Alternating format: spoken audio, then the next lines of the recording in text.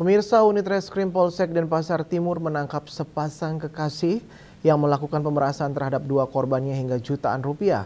Modusnya pelaku mengaku sebagai anggota BNN dan Polda Bali untuk menakut-nakuti korbannya.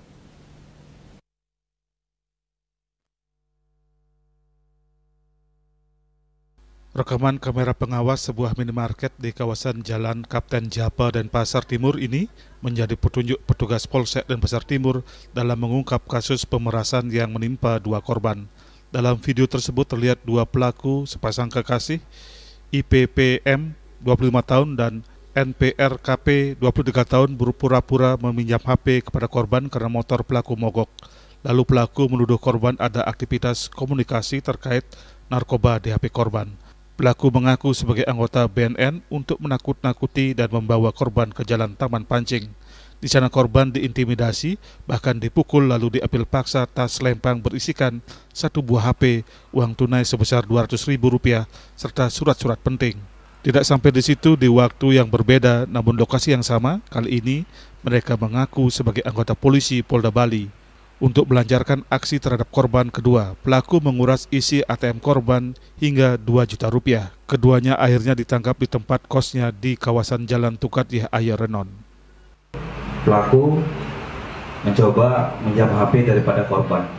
Setelah HP-nya didapat untuk menghubungi temannya, alasannya seperti itu. Kemudian HP-nya dilihat-lihat dan dituduh korban ini adalah terlibat narkoba. Sehingga modus di mana pelaku mengatasnamakan anggota BNN ini mengajak korban ini ke kantor BNN, sehingga korban ini nurut. Namun dalam perjalanan pelaku rupanya tidak ke kantor BNN tapi mengarah ke Jalan Kapten Japa.